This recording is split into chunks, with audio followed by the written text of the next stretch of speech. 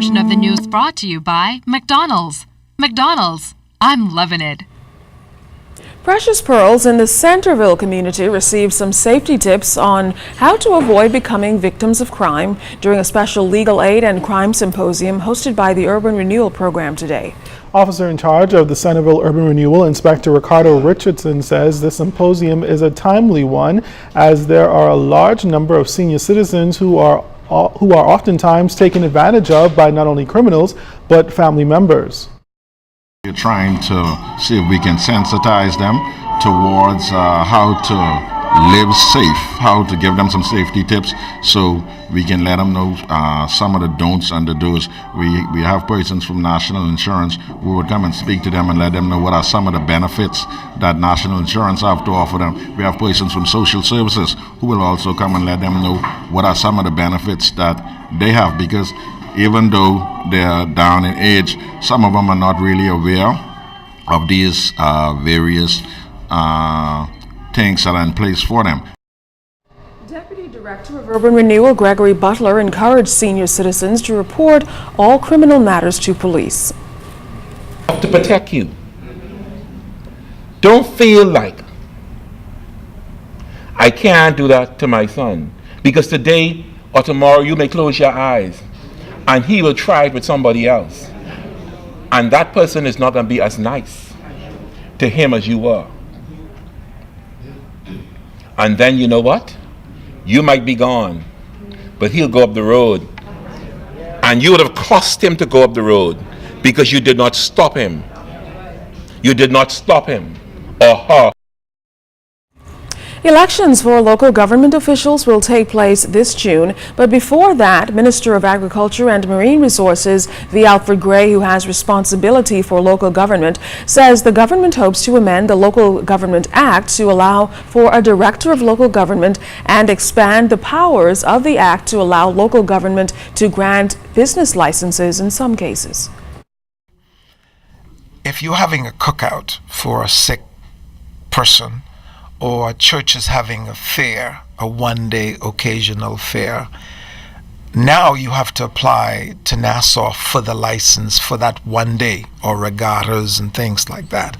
I think it's kind of foolish to have people from Acklands and Crooked Island and Maguana and those poor people fly into Nassau just to get a license for one day. That to me is burdensome. And so I believe the cabinet will agree with me in my seeking to amend the Local Government Act to return that kind of licensing being issued by the Local Government Council. Now, Minister Gray says one thing they won't amend is the pay for local government officials to ensure that persons want to serve the country.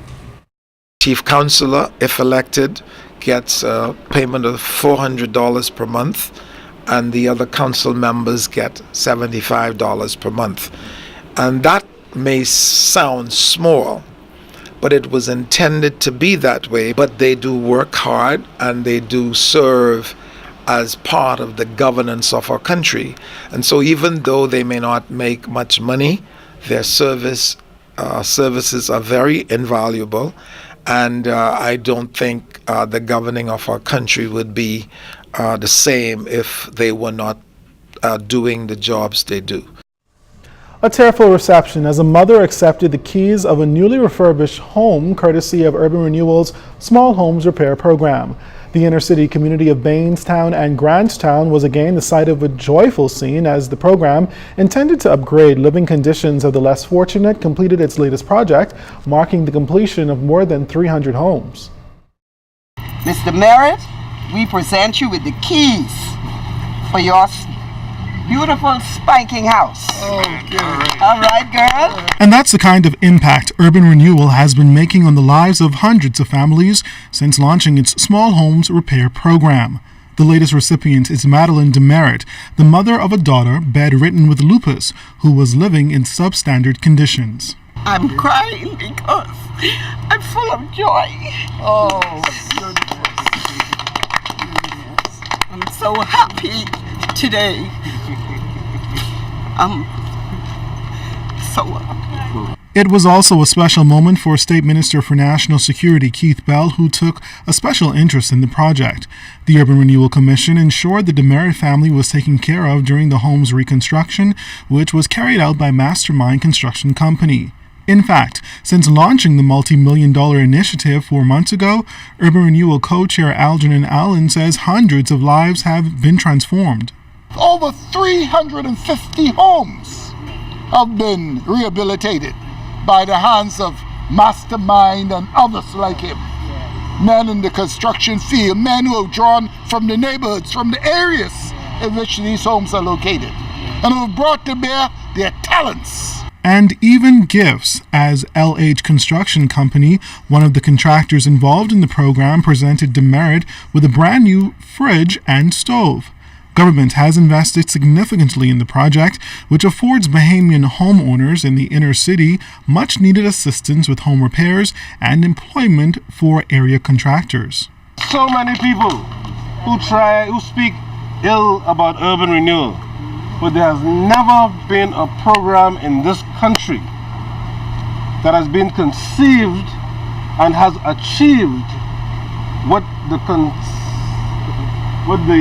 conceiver had in mind, and that is to try to help those who need help. Try to give those who need gifts. Urban renewal is a success. Still to come, a music festival hits a high note. And flag football season opener just days away. We'll tell you the plans for the new season. You're watching The Bahamas Tonight. This portion of the news was brought to you by McDonald's. McDonald's, I'm loving it.